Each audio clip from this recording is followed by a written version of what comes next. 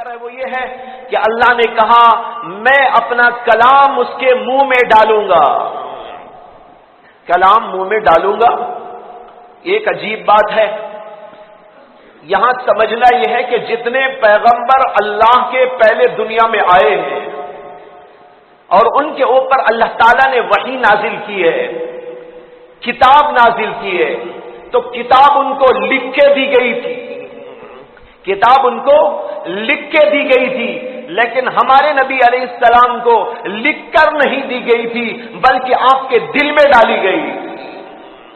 نزل بہ الروح الامین علی قلبک، اس کے اندر ہے کہ روح الامین یعنی حضرت جبریل امین علیہ السلام نے اللہ کی طرف سے یہ کلام آپ کے دل کے اوپر اتارا، اور جب دل پہ اتارا تو دل میں جو ڈالا گیا وہ محمد صلی اللہ علیہ وسلم کی زبان مبارک میں ڈالا گیا، اور اللہ کے نبی نے اسی اللہ کے کلام کو اپنی زبان مبارک سے لوگوں کو پڑھ پڑھ کے سنایا۔ اس کا اشارہ اس کے اندر موجود ہے۔ قرآن کریم کہتا ہے وَالنَّجْمِ إِذَا هَوَىٰ مَا ضَلَّ صَاحِبُكُمْ وَمَا غَوَىٰ وَمَا يَنطِقُ عَنِ الْهَوَىٰ إِنْ هُوَ إِلَّا وَحْيٌ يُوحَىٰ۔ اللہ نے قسم کھا کھا کر کہا، وَالنَّجْمِ ستارے کی قسم ہے۔ اس کے بعد جو کہا گیا اس میں قسم کے بعد وَالنَّجْمِ إِذَا هَوَىٰ مَا ضَلَّ صَاحِبُكُمْ وَمَا غَوَىٰ وَمَا يَنطِقُ عَنِ الْهَوَىٰ، وہ اپنی طرف سے کچھ نہیں کہتا۔ وہ پیغمبر یعنی محمد صلی اللہ علیہ وسلم اپنی طرف سے کچھ نہیں کہتے، وہ جو کچھ کہتے ہیں وہ اللہ کی وحی کی بنیاد پر کہتے ہیں۔ اس آیت کے اندر بھی یہ موجود ہے، توریت کی آیت میں وہ اپنی جانب سے کچھ نہیں کہے گا، وہ ہماری طرف سے کہے گا جو کچھ کہے گا۔ تو اللہ نے آپ کے دل کے اندر قرآن نازل فرمایا، اور اللہ کے نبی صلی اللہ علیہ وسلم کی زبان مبارک میں اس کو لایا گیا، اور اللہ کے نبی نے لوگوں کو پڑھ پڑھ کے سنایا۔ حدیث کے اندر آتا ہے کہ نبی اکرم صلی اللہ علیہ وسلم پر جب فرشتہ اللہ کی کتاب قرآن کو لے کر نازل ہوتا تھا اور آپ کے دل کے اوپر اس کا القاء کیا جاتا تھا، اللہ کے نبی علیہ السلام جلدی جلدی اس لیے پڑھتے تھے فرشتے کے ساتھ تاکہ یاد ہو جائے اچھی طرح، اور کہیں ایسا نہ ہو کہ کوئی لفظ ذہن سے نکل جائے۔ اس لیے اللہ کے نبی صلی اللہ علیہ وسلم جلدی جلدی جبریل کے ساتھ میں پڑھا کرتے تھے۔ لیکن قرآن کریم میں موجود ہے کہ اللہ نے آپ سے اس موقع پر فرمایا لا تحرک به لسانك لتعجل به ان علينا جمعه وقرآنه فاذا قرأناه فاتبع قرآنه ثم ان علينا بيانه۔ اللہ نے کہا اے نبی علیہ السلام آپ اپنی زبان کو قرآن کو جلدی جلدی پڑھنے کے لیے حرکت نہ دیجیے۔ لا تحرک به لسانك لتعجل به، جلدی کرنے کے لیے، جلدی یاد کرنے کے لیے اپنی زبان کو حرکت نہ دیجیے۔ کیوں؟ اللہ نے کہا ان علینا جمعہ وقرآنہ، کیونکہ ہماری ذمہ داری ہے کہ آپ کے دل میں ہم اس کو جمع ڈالیں گے۔ ان علینا جمعہ وقرآنہ، جمع کرنا بھی آپ کے دل میں ہمارا کام، وقرآنہ، اور آپ کی زبان سے اس کو پڑھوا دینا بھی ہمارا کام ہے۔ آپ صرف غور سے سنتے رہے، آپ کے دل میں اس کو ڈال دیا جائے گا، اور پھر آپ کی زبان مبارک سے اس کو پڑھوا کے سنا دیا جائے گا، اور ساری دنیا آپ کی زبان سے اللہ کا کلام سن لے گی۔ اس کے بعد میں کہا ثم ان علینا بیان، اور پھر آپ یہ بھی سمجھ لیں کہ ہم صرف قرآن کے الفاظ آپ کی زبان سے پڑھوا نہیں دیں گے بلکہ اس کی تفسیر بھی آپ ہی سے ہم کروا دیں گے، یہ بھی ہماری ذمہ داری ہے۔ اس طرح اللہ کے نبی کو کہا گیا کہ آپ کے دل میں قرآن اترے گا اور آپ کی زبان مبارک سے ساری دنیا کو پڑھوا کے سنا دیا جائے گا۔ یہی بات موسیٰ علیہ السلام پر اللہ نے وحی میں فرما دی تھی۔ اللہ نے یہ کہا تھا تجھ جیسا نبی بھیجوں گا، وہ بنی اسماعیل میں سے ہوگا، اور میں اپنا کلام اس کے منہ میں ڈالوں گا، وہ کوئی بات اپنی طرف سے نہیں کہے گا، جو اس کی مانے گا اس کو عزت دوں گا، جو اس کو نہیں مانے گا اس کو ذلیل کروں گا۔ یہ پوری آیت بتا رہی ہے کہ موسیٰ علیہ السلام کو بتا دیا گیا تھا، اور آپ کی تفصیلات بھی بتا دی گئی، بلکہ یہ بھی پتا چلتا ہے آپ کا نام بھی بتایا گیا تھا، لیکن بعد میں چل کر لوگوں نے اس کے اندر تحریف کر ڈالی۔ تحریف کرنے والے تحریف کرنے کے باوجود آیتیں آج تک موجود ہیں جو بتاتی ہیں کہ محمد رسول اللہ صلی اللہ علیہ وسلم کا تذکرہ پچھلی کتابوں کے اندر موجود تھا اور آج بھی موجود ہے۔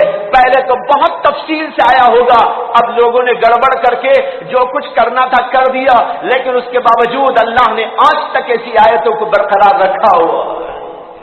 حضرت عیسیٰ علیہ السلام جب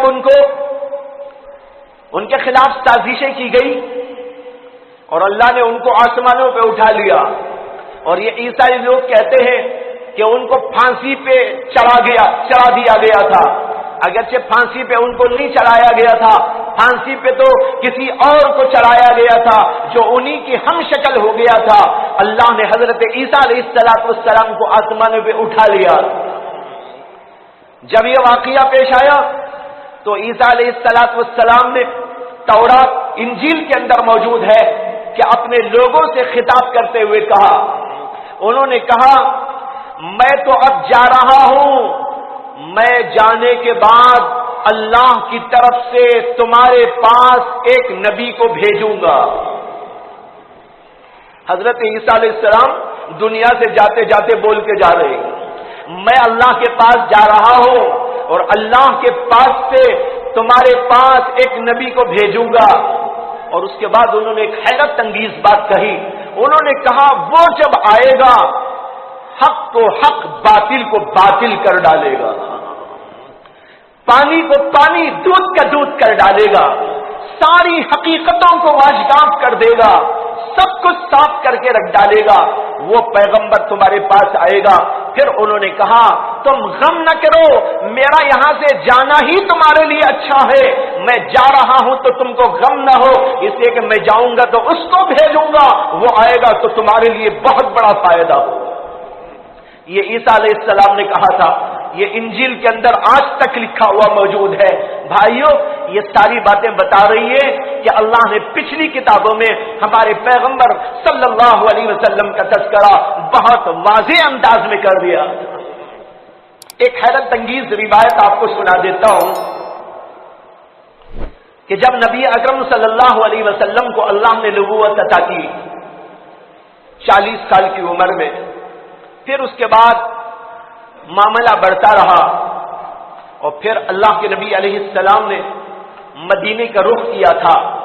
مدینے کی زندگی میں اللہ کے نبی علیہ السلام نے بہت سارے بادشاہوں کے نام خطوط لکھے تھے، بڑے بڑے بادشاہ جو اس زمانے میں تھے۔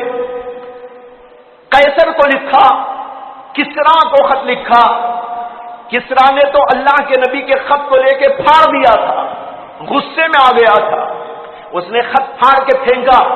جب اللہ کے نبی علیہ السلام کو پتہ چلا، اللہ کے نبی نے کہا اس نے ہمارے خط کو جیسے پھاڑا ہے، اللہ اس کی حکومت کو بھی اسی طرح پھاڑ پھاڑ کے پرزہ پرزہ کر دے گا۔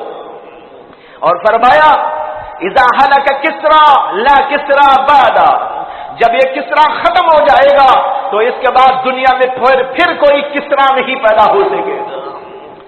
لیکن جب قیصر روم کے پاس اللہ کے نبی علیہ السلام کا خط پہنچا ہے، قیصر روم کا بادشاہ اور اس کی پوزیشن اس زمانے میں یوں سمجھو کہ سپر پاور، ایک طرف کسرا ہے جو ایران کا بادشاہ اور دوسری طرف یہ قیصر روم ہے، یہ دونوں بڑے کر و فر کے بادشاہ تھے اس زمانے میں۔ اللہ کے نبی نے ان لوگوں کو خطوط لکھے تھے، اور جب قیصر روم کے پاس حضرت نبی اکرم صلی اللہ علیہ وسلم کا خط لے کر حضرت دحیہ کلبی رضی اللہ تعالیٰ عنہ پہنچے تھے، تفصیلی واقعہ ہے لیکن پورا واقعہ نہیں سنا تھا، اس کا وہ جز سناتا ہوں جو اس موقع پر مناسب حال ہے۔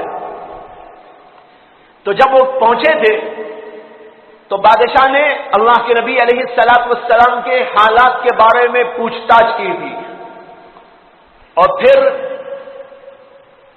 یہ کہا تھا کہ لوگوں میں کوئی یہاں مکے والے آئے ہو تو ان کو بلاؤ۔ اتفاق سے وہاں پر اس زمانے میں ابو سفیان کفر کی حالت تھی، وہ وہاں پر کچھ تجارتی قافلہ لے کر آئے تھے۔ بادشاہ نے ان کو بلایا تھا، اللہ کے نبی کے بارے میں معلومات کیے تھے، اور معلومات کرنے کے بعد اسے یقین ہو گیا یہی وہ پیغمبر ہیں جن کا ذکر ہماری کتابوں میں موجود ہے۔ جب اسے یقین ہو گیا اور اس نے اسی وقت لوگوں کے سامنے کہا تھا اگر یہ مجھے کوئی چانس مل جاتی ہے کہ میں ان کی خدمت میں پہنچ سکوں تو میں ان کے پیر دھو کر پیوں گا۔ یہ بخاری کی روایت ہے، بخاری شریف کے اندر پورا تفصیلی واقعہ موجود ہے، بالکل شروع ہی میں اس کے اندر اس نے کہا اگر مجھے موقع مل جائے، چانس مل جائے، اس لیے اس نے کہا کہ بھائی ملے گی چانس کے نہیں کیا پتا ہے، وہ بادشاہ ہے، بادشاہ اٹھ کے یوں ہی تھوڑا ہی چلا جائے گا، جانے کے لیے تو اسے بڑے سامان کی ضرورت ہے، اس لیے اس نے کہا اگر مجھے کوئی موقع مل جاتا ہے کہ میں کسی طرح ان کی خدمت میں پہنچوں تو میں ان کے پیر دھو کے پیا کروں۔ جب یہ سب کچھ ہو گیا تو حضرت دحیہ کلبی سے بادشاہ نے کہا کہ میرے ساتھ آؤ، میں تمہیں کچھ چیزیں دکھانا چاہتا ہوں۔ دحیہ کلبی کہتے ہیں کہ میں بادشاہ کے ساتھ میں چلا۔ بادشاہ اپنے محل کے ایک کنارے پر ایک عمارت بنی ہوئی تھی، وہاں لے کے مجھ کو گیا، اس کو کھلوایا، کھلوا کے اندر گئے تو دیکھا کہ کچھ چیزیں رکھی ہوئی ہیں، وہ میوزیم تھا اس کا، پرانے زمانے سے وہ میوزیم پتہ نہیں کتنے زمانے سے چلا آ رہا تھا۔ اس میوزیم میں ان کو لے کر گیا اور جانے کے بعد اس کے اوپر پردے پڑے ہوئے تھے، کچھ چیزیں تھی، سب کے اوپر پردہ ڈالا ہوا تھا۔ اس نے ایک جگہ سے پردہ ہٹایا اور پوچھا ان کو تم جانتے ہو؟ حضرت دحیہ کلبی کہتے ہیں کہ میں حیران ہو کے دیکھتا رہا، وہ محمد الرسول اللہ صلی اللہ علیہ وسلم کی تصویر ہے، محمد صلی اللہ علیہ وسلم کی تصویر، اور بادشاہ کے محل کے میوزیم کے اندر رکھی ہوئی، بالکل ہو بہو کوئی فرق نہیں۔ کہتے میں حیران ہوا اور میں نے کہا یہی تو ہمارے پیغمبر ہیں جن کی طرف سے میں تمہارے پاس میں خط لے کے آیا ہوں۔ اس نے کہا اچھا ٹھیک ہے۔ اس کے بعد ایک اور طرف سے پردہ ہٹایا۔ دحیہ کلبی کہتے ہیں کہ میں نے دیکھا تو حضرت ابو بکر صدیق کی تصویر ہے، اور ایک طرف سے پردہ ہٹایا اور کہا ان کو جانتے ہو؟ دیکھتے ہیں وہ کہ وہ حضرت عمر بن خطاب کی تصویر ہے۔ کہتے ہیں کہ میں نے عرض کیا یہ ہمارے نبی علیہ الصلوۃ والسلام کے دو وزیر ہیں۔ اس نے کہا ہاں ہاں ٹھیک ہے، تم ٹھیک کہتے ہو۔ پھر اس نے پردہ لگا دیا اور پھر واپس چلا آیا اور اپنے محل میں بٹھا کے مجھ سے باتیں کی۔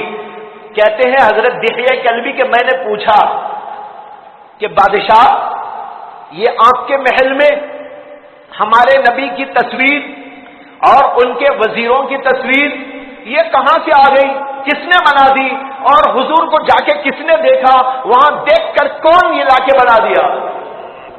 بادشاہ نے کہا نہیں یہ آج نہیں بنی ہے، یہ آج سے ہزاروں سال پہلے بنی ہوئی۔ ان کو اور تعجب ہوا، اس نے کہا ہزاروں سال پہلے کس نے بنائی، کیسے بنائی؟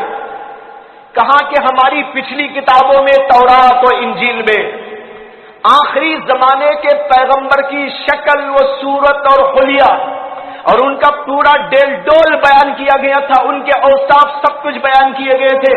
پچھلے زمانے میں جن لوگوں نے وہ کتاب پڑھی اس زمانے کے مصورین اور تصویر ساز لوگوں نے حلیے کو دیکھ کر وہ تصویر بنا دی۔ بہت بڑے بڑے مصور پہلے گزرے ہیں، چہرہ دیکھا بھی نہیں، حلیہ پڑھ کر بنا دیا۔ چہرہ دیکھ کے بھی بنانے والے بناتے، اب بھی بناتے، آپ کھڑے رہیں وہ بنا دیں گے بیٹھے بیٹھے، بالکل ایسے ہی جیسے کہ کیمرے کی تصویر ہوتی۔ تو بہرحال یہ وہاں پر دیکھا عجیب و غریب ماجرا۔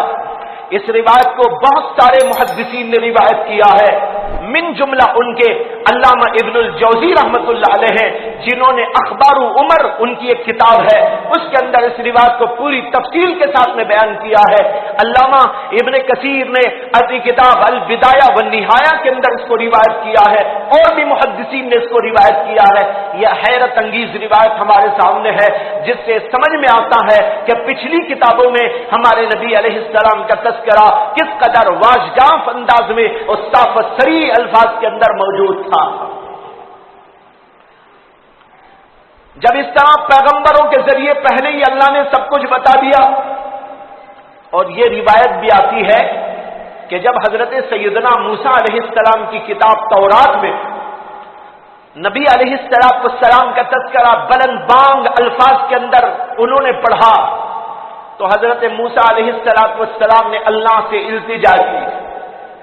انہوں نے کہا کہ اللہ، میری کتاب کے اندر آخری زمانے کے پیغمبر کا بلند بانگ الفاظ کے اندر تذکرہ موجود ہے، میری گزارش یہ ہے کہ مجھے ان کی امت میں بنا دیجیے،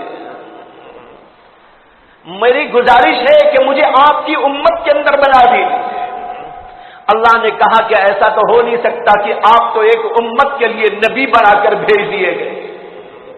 اس سے اندازہ کیجئے کہ ہمارے نبی کا تذکرہ تمام پیغمبروں کو کس طرح شاندار الفاظ میں آپ کے حلیے کے ساتھ، آپ کی سیرت کے ساتھ بتا دیا گیا تھا۔ یہ سب کچھ پیغمبروں نے اپنے اپنے زمانے میں بیان کیا، اور آخری پیغمبر ہمارے نبی سے پہلے جو گزرے وہ حضرت عیسیٰ علیہ السلام، انہوں نے نام صاف لے کر بتایا، جس کا ذکر قرآن میں بھی موجود ہے، مبشرا برسول یأتی من بعد اسمہ احمد۔